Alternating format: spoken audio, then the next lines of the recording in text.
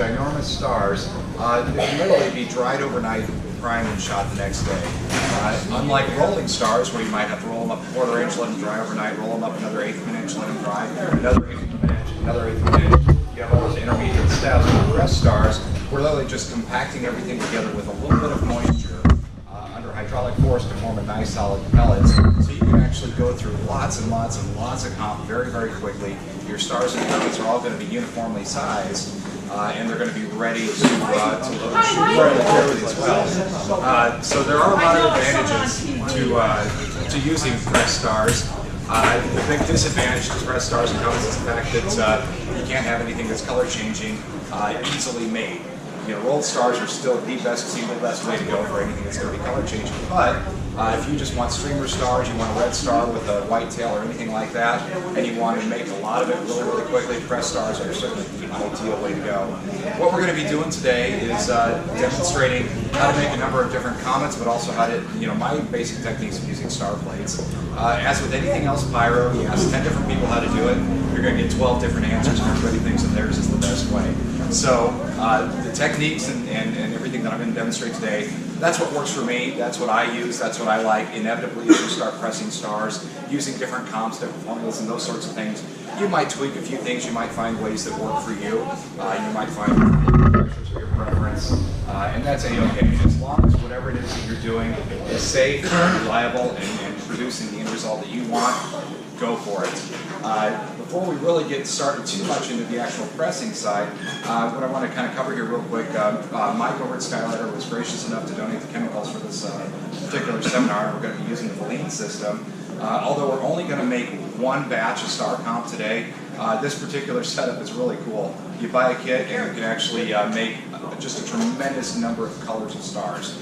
Anything from reds to blues to greens and everything in between. It's really kind of a neat setup where you can make some red star comp, some blue star comp, mix them in certain ratios, and then you get a purple color. So it's really a unique setup.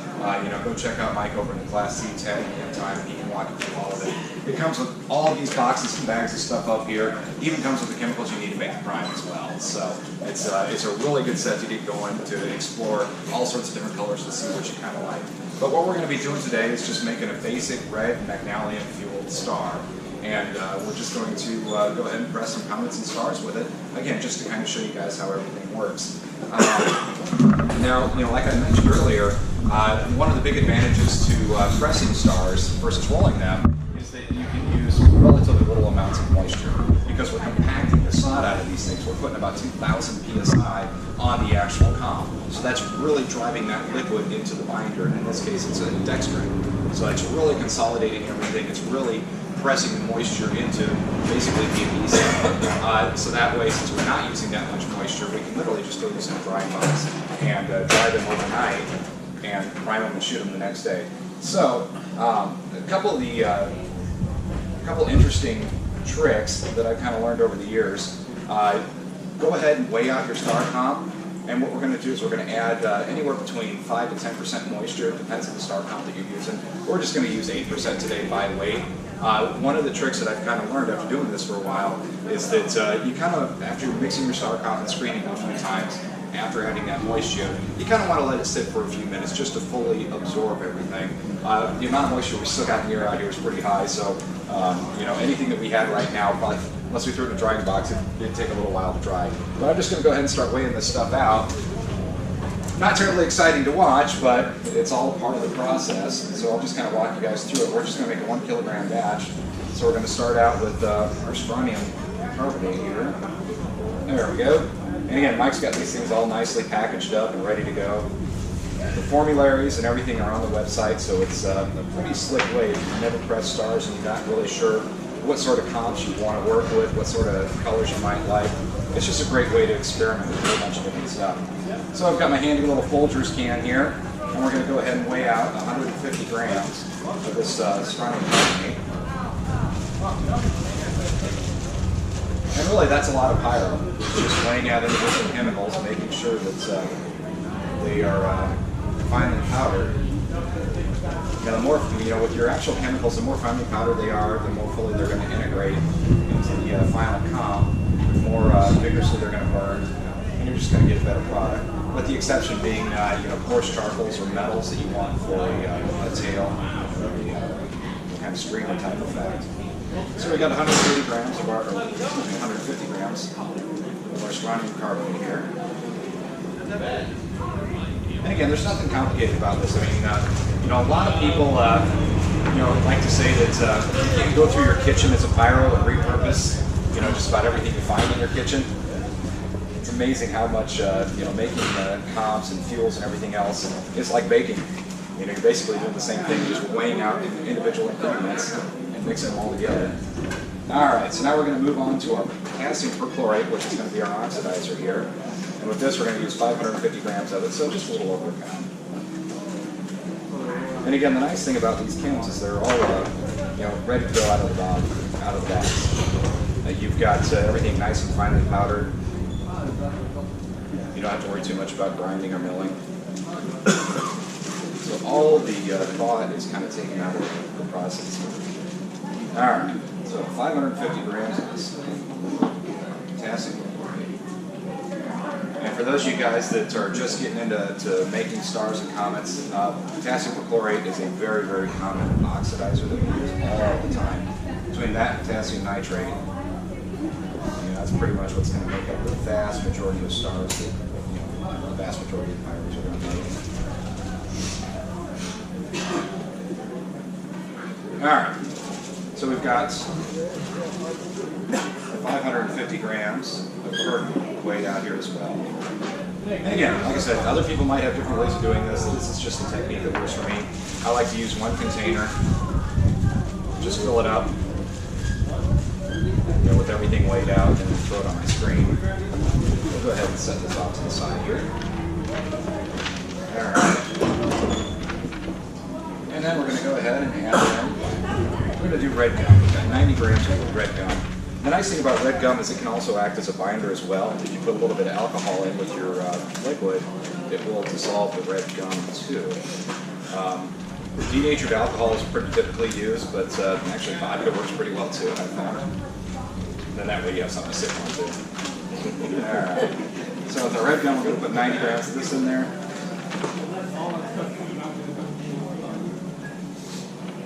And again, all nice and finely powdered.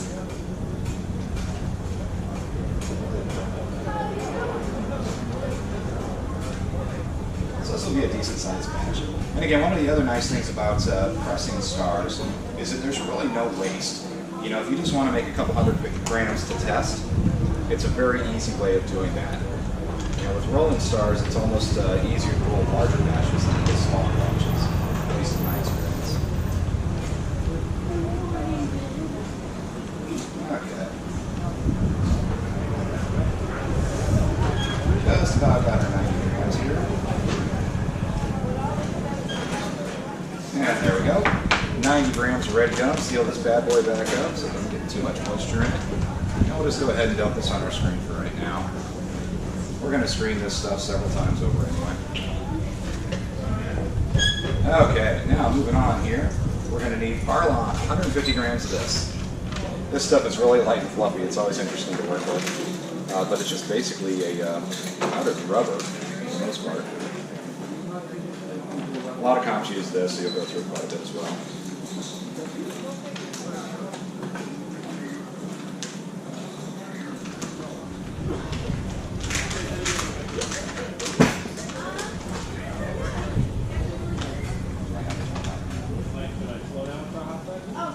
Alright, so 150 grams of Parlon is going to be a very large volume.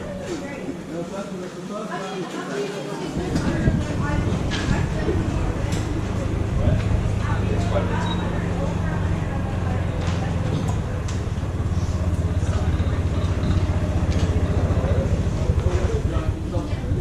There we go.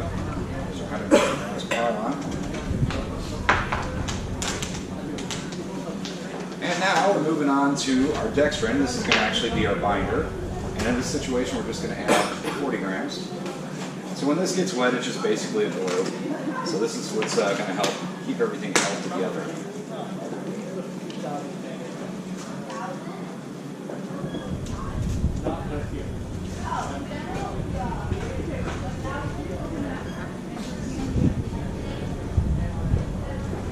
You know, a lot of the stuff, a lot of the chemicals that we use here are used in other industries for a lot of other things. You know, a lot in the food industry, the preservative industry. All right, just a little bit of pump, a little bit of dextrin here. There's our 40 grams of dextrin. That's our binder.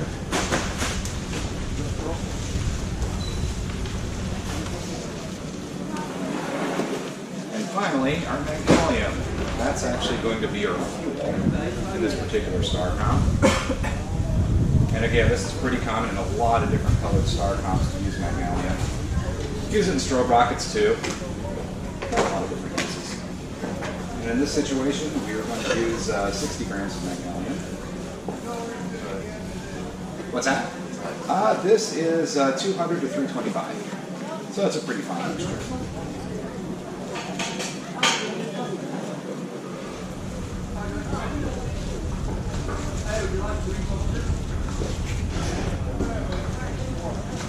Alright, so 60 grams more.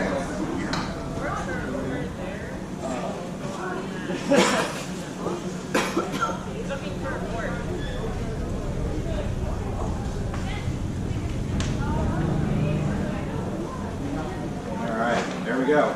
So we've got all of our individual ingredients laid out. And this is kind of, you know, it's not terribly exciting to watch somebody mix your ingredients, but it's all part of the process. And again, everybody's kind of got their own way of doing this. This is just what I found works for me. So I'm going to go ahead and set all this stuff back here so we have a little bit more room to work.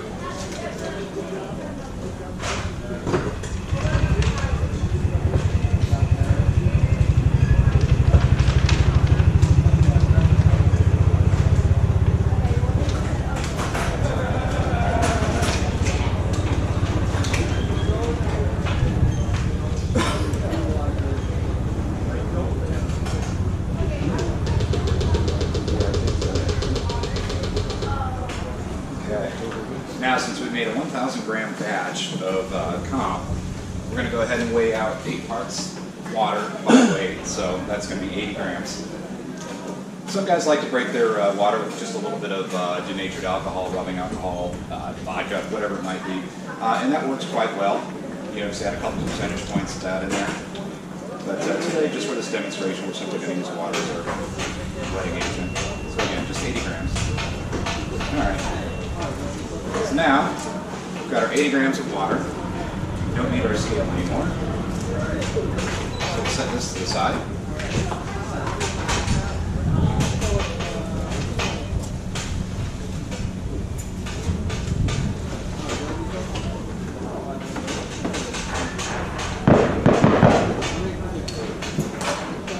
We'll start screening this stuff here.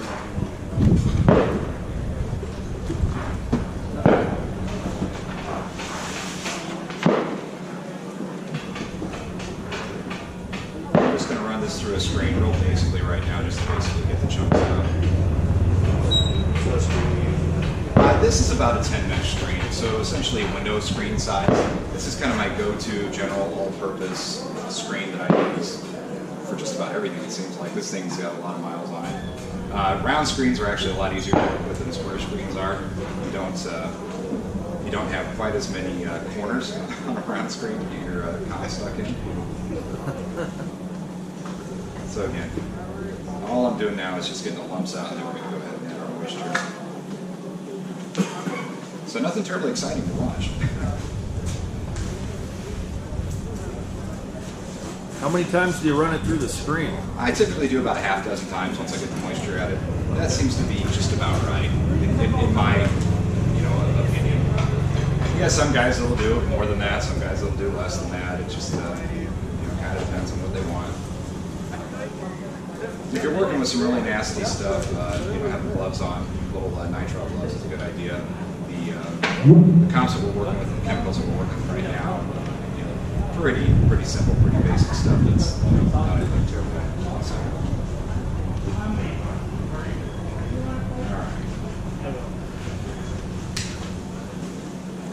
So now, we just got that kind of screened out just a little bit here.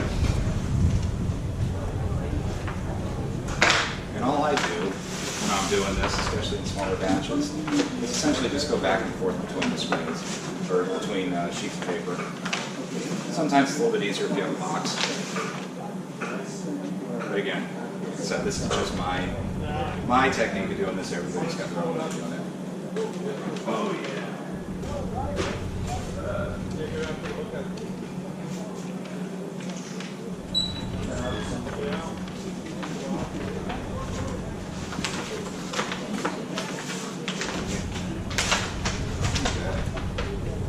We're just going to dump this over into this ring here. See where it's going to come out.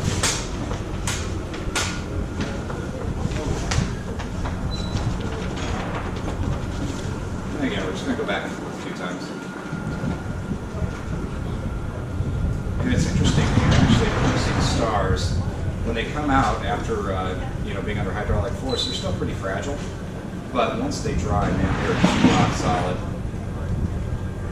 And you'll notice as you screen this a few more times, you'll be able to tell that it's picking up moisture throughout the entire comp and it's getting evenly distributed. It stays pretty dry for the first couple of screenings.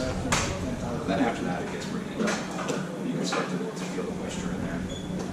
And again, the nice thing about screening a few extra times is that you're really breaking up any chunks that you might have.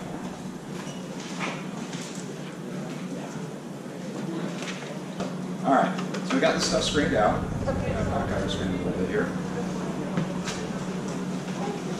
And we'll just set this aside. Like I said, this poor screen's got a lot of miles on it. Okay, so what I like to do is just kind of let this stuff sit and suck in that moisture a little bit more while we get going on the second part here. So what we're going to do is we're going to start out with star plates. The nice thing about using star plates is that, again, I can press, in this situation, 49 half-inch stars very, very quickly, very, very uniformly. After I throw them in a drying box overnight, we can prime them, load them the next day if we want to. So it's a pretty slick and handy way to go. Before we get going with that, I'm going to go ahead and just wipe this table down a little bit. Got a little bit of extra on here.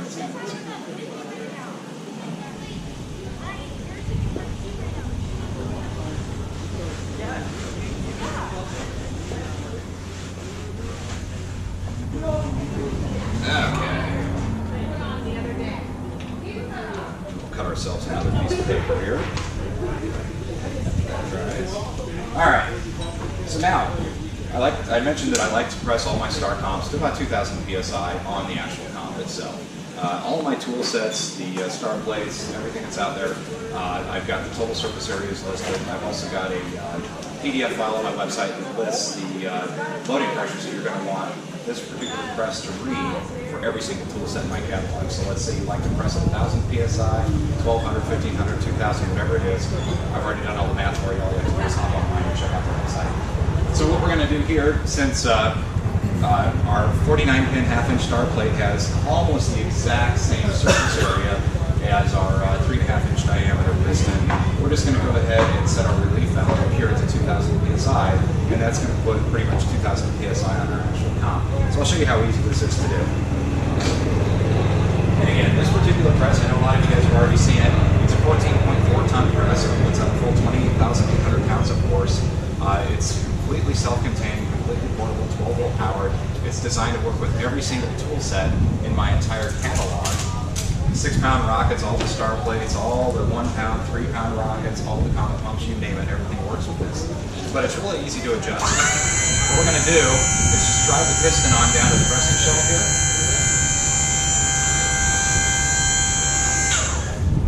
And we've got a little thin gold cap just to the left of the pressure gauge here. Underneath that is our pressure adjustment valve. And what we can do is we can adjust the pop-off pressure, so the relief pressure, pretty much anywhere we want it, up to about 3,000 psi and down to a couple hundred psi.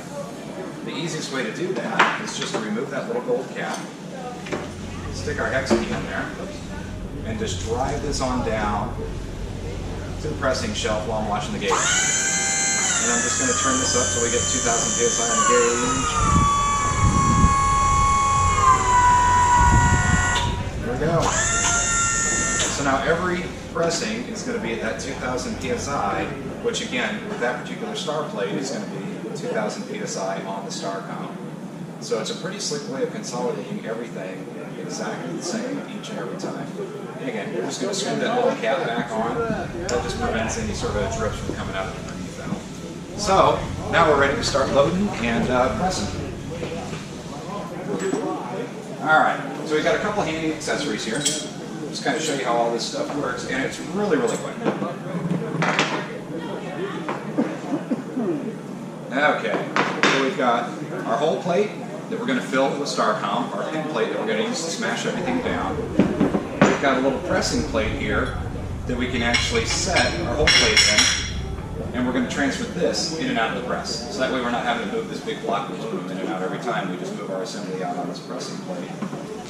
We've got a handy little fill plate that keys into the whole plate here, and that allows us to put our star comp on there, dust it into the holes without making too much of a mess. But before we do that, we're going to go ahead and get another piece of paper out here so we don't make too much of a mess on the table.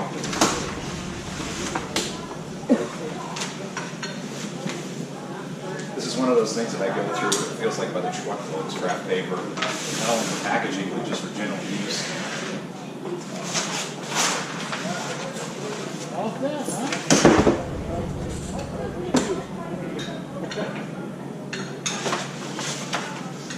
Now, kind of fold this over so you guys can see what I'm doing here. It doesn't bother me too much. There we go.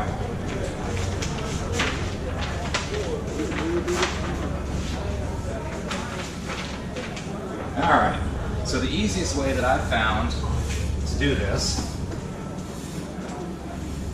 is, again, to repurpose our handy dandy kitchen appliances here, so our measuring cup. And again, just take a scoop, throw it into our whole plate, and just kind of press the comp, just kind of sweep it around into the holes, and you can see how the fill plate, yeah, it keeps you from making too much of a mess. Make sure that might be too small. So again, just kind of dust that comp into these holes just by hand pressure. It doesn't take too much. Now what I like to do is just take the pin plate and just smush everything down lightly by hand. And what that's going to do is that's just going to push that star comp into the whole plate just real lightly, just to consolidate it and keep it from going all over the place here. Then we can just scrape the rest of this in here. And again, this is one of those operations that when you kind of get into the swing of it, you start doing this, it goes really, really quick, really quickly. It's one of those things where it's almost faster to do than it is to demonstrate and talk about. So, we've got our whole plate filled. We're just going to take our fill plate, set it over here, dust off the rest of our whole plate, back into our pile of comp. And again, the ideal way to do this would be to have a little container here that we can put a lid on as we're doing it. So we're ready to start pressing. Again, very, very easy. Just stick our whole plate, or pin plate, into our whole plate here. Just kind of push it down by hand force, just to keep everything consolidated. We're going to raise up our press.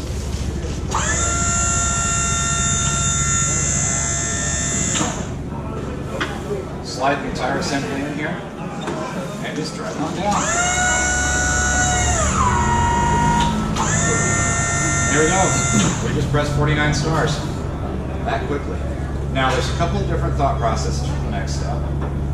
Some people will say, you know what, my stars are A-okay, I'm just going to use them at the particular height that they're pressed out at, but if you want something a little bit more uniform, we've got these things called spacer bars. They're pretty handy little bits. So basically what we're going to do is we're going to take our entire assembly here, our star plates, still stuck together. We've got spacer bars that we're going to stick in here.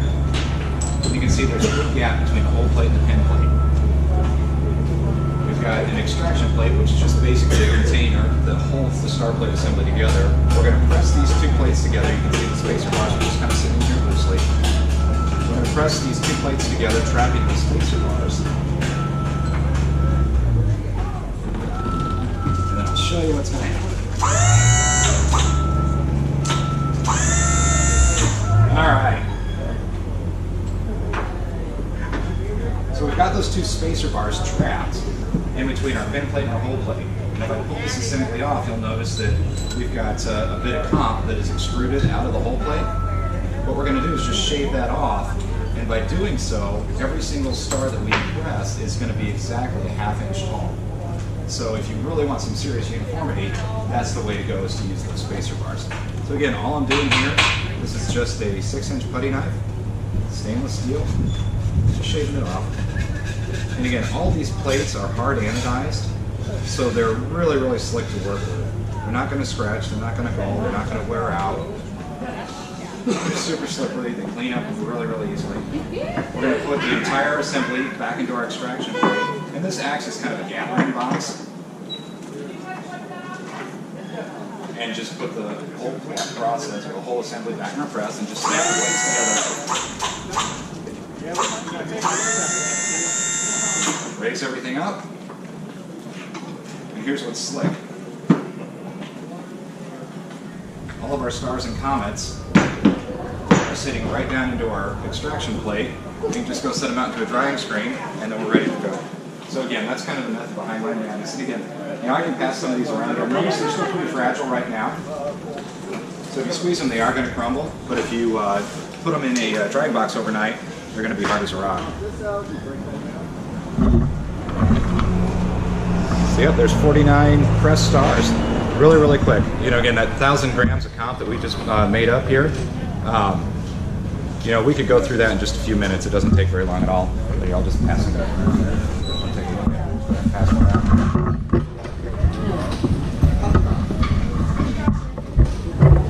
Yep, so they are really, really fragile right now. And that's one thing. Let's say you screw up something, you can just crumble them back up, put them back into the comp mixture, and use them again.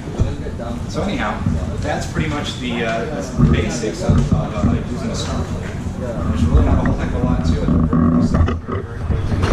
Yeah, everybody's kind of got their own way of doing it, but this is just a technique. So having the pressing plate, fill plate, the extraction plate, it's really handy accessories. And again, all you have to do is load up your whole plate again, press away, and you're good to go. Once you're done pressing for the day, you know, these plates, just throw them in a bucket of 5-gallon bucket of soapy water, and that usually seems to do a good job at cleaning everything else, especially the water salt. Yes, sir. So if you had, I don't know, you're using titanium Yep. or something like that, is that going to hinder the plates? Yes and no. There are some tricks around to that, so I'll kind of show you how you can defeat that. So, let's say we're using a comp that's got titanium in it, we want a nice white tail. You know, say 8-10% by weight, 80-100 mesh, something like that.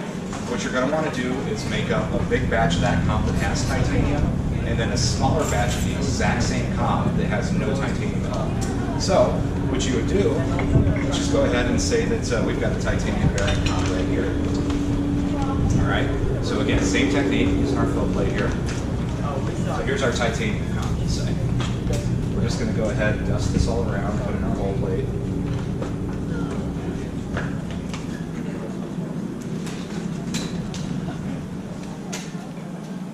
And there's just one additional step that I like to take if I'm using titanium that really saves your tools and you know, increases safety quite a bit. Okay, so we've got our whole plate filled up here with our titanium bearing comp. And again, just like I did earlier, I'm just going to push this down in here with hand pressure just to see that. Okay. Now what we're going to do, instead of topping off the whole plate, we're going to take our titanium bearing comp and put it back into our pile of comp.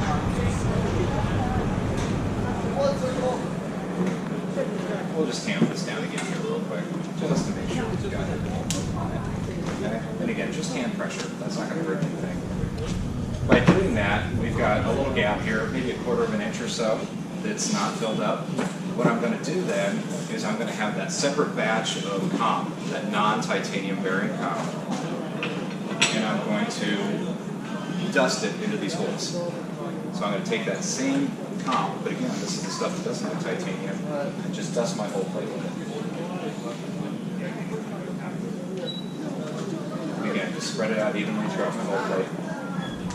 And then we're just going to press away like we normally would. So what we're doing in this situation is we're creating a flood of comp between the pins and the titanium bearing comp. that has no titanium in it, so that way that titanium is not going to hydrate out. So I found that that seems to be the easiest way to go. And again, it's less damaging to your tooling as well if you don't use titanium. Quite honestly, I prefer using aluminum anymore. It's easier to work with, it's cheaper, and visually it's pretty hard to send around the sky. But again, that's simply my opinion. If you ask any 10 different people, maybe they'll get some more answers as well. So that's just a really slick way of doing it. So yeah, we'll just go ahead and press this one up and go to town. Let's say in this situation we want stars that are going to burn a little bit longer, so we're not going to size them. If you're in production mode and you just want to get a lot of stuff pressed out real quick, you might not necessarily use those spacer bars. So what we're going to do is just press it.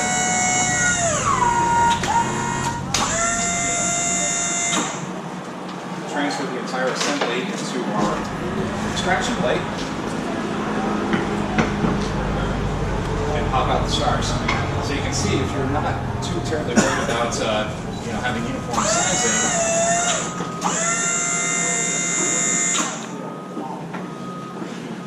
you can really knock these out quick. So again, in this situation, if you look at the height of our stars, they're quite a bit taller than what we made last time. So that's a simple way of running them out really, really quickly if you like. But that's also a good way of preventing titanium migrating between heads.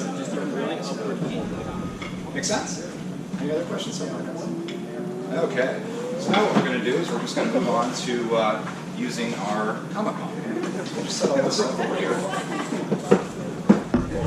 Now, kind of a handy trick, something to keep in mind, is that anytime you're using star plates or comet pumps, make sure before you put everything away for the day, you clean them off. Otherwise, they're going to glue together and they're going to be a nightmare to pull apart.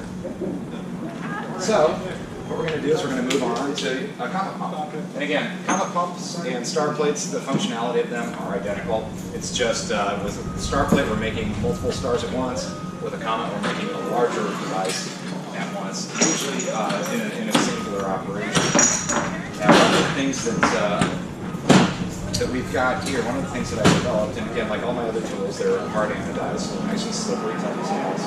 We've got a multi-comet pump, and this is 1 3/4 in diameter. But the nice thing about these particular pumps is that they have interchangeable tips. So we've got a flat tip that we can screw in through the back if we just want to make standard cylindrical comets. We've got a crossette tip that we can screw in if we want to make crossette comets. And again, this is a fluted crossette tip, so basically what you're going to do after making your comet, you're going to fill up that cavity with, say, a whistle or a dark flash, and that's going to split your comet after you base trap everything. We've got a cavity tip, which is going to create a very big void in the comet, and after the comet's dry, we can batter in another color compound in that, so we can have a color change in comet if we wanted to. Those are kind of tricky to get dialed in. And we've also got a hemispherical tip. This is going to create a concave cavity in the comet, so that way you can glue it onto a ball shell, so you have a nice rising effect, so it's a little bit more stable than just a flat comet attached to the ball shell. So what we're going to do, though, is we're just going to go ahead and demonstrate just a standard, basic, cylindrical comet. And with this one, I've got to actually reference my handy chart to see what our loading pressure needs to be. Because again, I'm going to put 2,000 psi on the top, but we've got an 1 3/4 inch diameter piston, 3.5 inch diameter piston. So if we load that up to 2,000 psi, we'll put significantly more than that over here.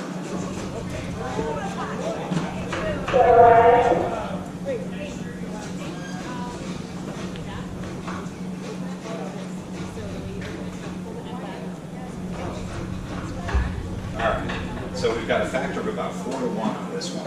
So what we're going to do is we're going to change our loading pressure on here to 500 psi, and that's going to be approximately 2,000 psi on our actual comet. So let's go ahead and do that. And again, the technique for adjusting this press is just like we did earlier, except this time we're turning it down instead of turning it up. So we're just going to remove this little cap.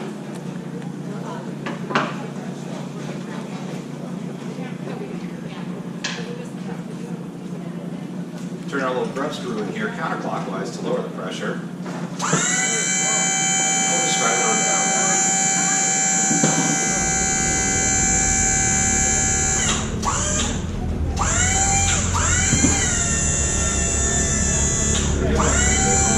500 psi, so we've got 2,000 psi on our actual comp here, which again is the number that I like to shoot for.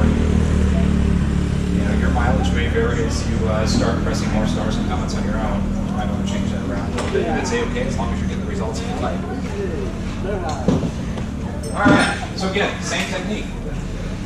We've got our sleeve, and we can actually use our pressing plate here, because it does make life a little bit easier. Push it off a little bit. Set the entire assembly here. And again, just fill up our cylinder. And a big funnel is usually really handy for this, but guess what I didn't bring up? A big funnel. So we'll probably make a little bit more of a mess than I like to do, but it's awesome. And it's amazing with these larger comets how quickly you go through a lot of comets.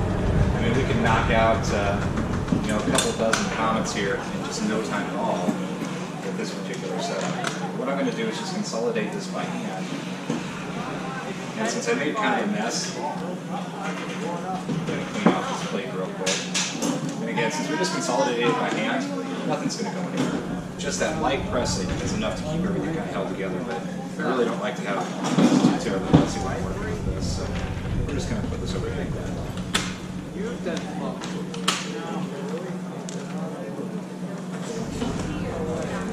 Okay, so put our pressing plate back in here, put our piston on there. We're going to lower this down a bit.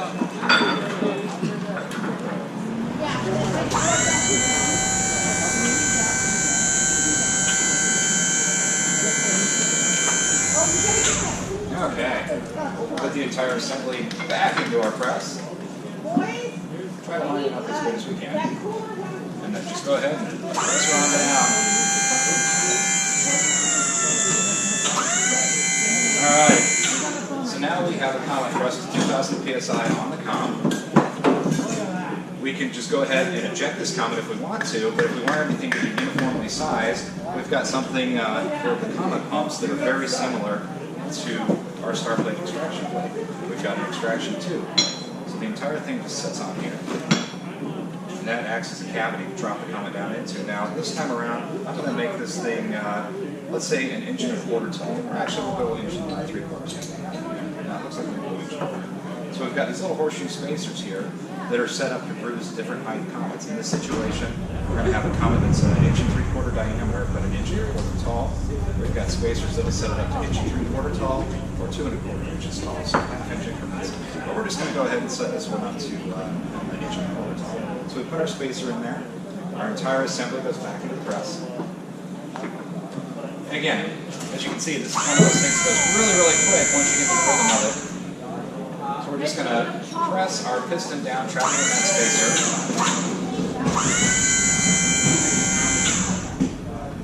And just like with our star plates, that spacer is going to cause some comp to be extruded out the bottom of the cylinder.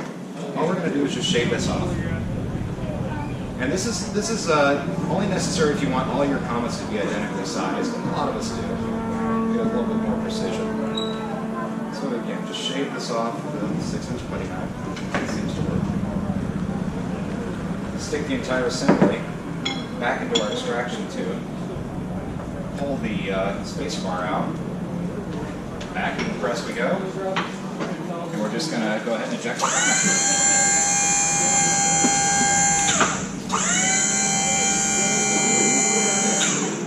So again, the exact same technique that we did with the star plate, but we're just doing it on a larger scale. So now we've got a comet all ready to go into our drying box, and this thing would probably be a good rising effect on a shell if you wanted to. So that's the basics of baking a cylindrical comet. And again, those things are kind of fragile right now, but they will dry absolutely rock hard after sitting in a drying box overnight.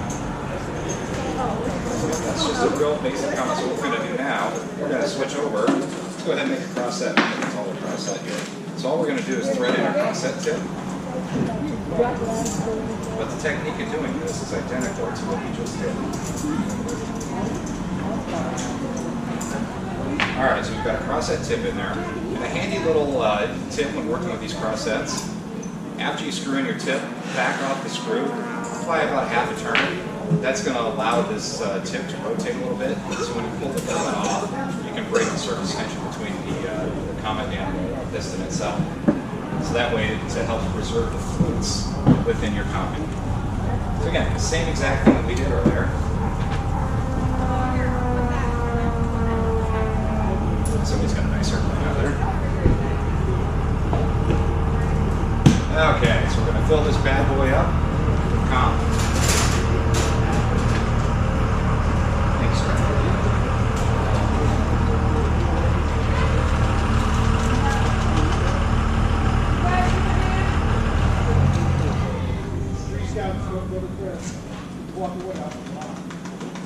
And again, I'm just topping this off by hand here.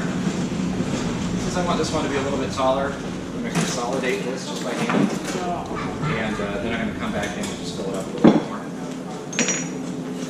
So how long can that comp sit before it dries out to the point where? Well, you know, generally I keep it when I'm doing this. I've got a little tub, and I'm burning through it, you know, in quick enough time that it's not drying out. But You couldn't come back the next day. no, you'd have to re-wet it. Yeah, and it would be kind of a hard mess to do. So yeah, make up whatever you're going to make and use it in one setting. You're definitely better off doing that. So go ahead and just clean this off real quick.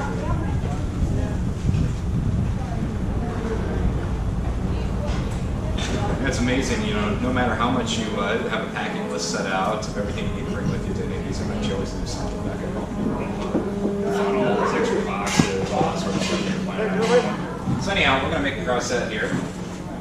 Same exact technique, we just got our pressing plate. Throw it in here. Press it on down.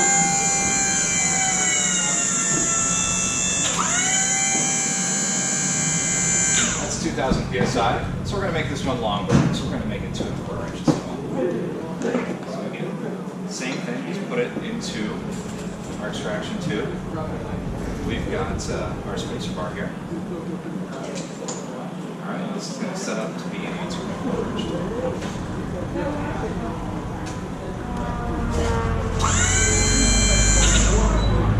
Alright, just drop that space bar in there. The exact same thing that we did earlier. We're going to have a little bit of this top that's extruded out here. Yeah. Just shake it off real quick. Remove our spacer bar. Put it back in there. Snap the two parts together.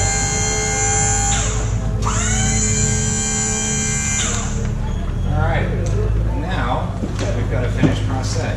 Now typically when I pull these apart, the cross set, the comet's still going to be stuck to the piston. That's pretty common. That's why we loosen that screw just a little bit. Sometimes these things can be a little bit harder to get off. There we go. But they do pop off easy as long as you can rotate that tip. So anyhow, here's our cross set. So what we would do after this is all ready to go, we'd paste wrap it. We'd fill this cavity up with whistle or slow flash, put a cap over it, grind this in, burn through and split the pieces. Color cross sets are a lot harder to get to work though than charcoal cross sets. But anyhow, we'll pass that around so you guys can kind of see what it looks like. Yes, sir. So there's no fail safe if you only put in a half-inch comp when you have the cross set in. Yep. Yeah, if you're only going to put a half-inch of comp in there, you really have to keep an eye on what you're doing, otherwise you're going to jam this into the ground. Yeah. So be very careful with that. Because you've got about 7/8 of an inch of each right here, so you want to watch that. So anyhow, that's the basics of just using the comet pumps. And again, you've got these different tips that you can work with, should you want to make different types of comets. So we can make a comet with a little concave cavity in it to fit on top of the metal shield if we want to. But that's really the basics of what I wanted to cover in this seminar was how to use comet plates, how to use star pumps, and all that kind of good stuff. Any additional questions? Yes, sir. I noticed there's kind of a color gradation in there. Is that indicative of different moisture? It might just be, some leftover residue in my measuring don't think it has anything to do with moisture, but Nothing to worry about. no, not at all. Not at all. Okay, well, thank you guys for attending the seminar. I got to give you my commercial spiel here real quick. Everything you see up here obviously is for sale. I design and engineer, manufacture all this stuff. The press, they are on sale here at the convention for normally $2,300. They're $19.99 here. This particular one is $100 less than that because we've got it during the classes. Star plates, we've got those all on sale here. In fact, if you pick up any of these things here at the seminar, you buy one star plate at this kind of price, you get a free fill plate. You buy 2 star plates, you also get a free pressing plate. You buy 3 star plates, you get fill plate, pressing plate, and an inspection plate for free. So, kind of a good deal. Save you a few $100. So, anyhow, that's pretty much what I wanted to cover. If you guys have any questions, feel free to ask. If you guys are interested in getting anything, we're set up to take plastic, check, cash, whatever you like.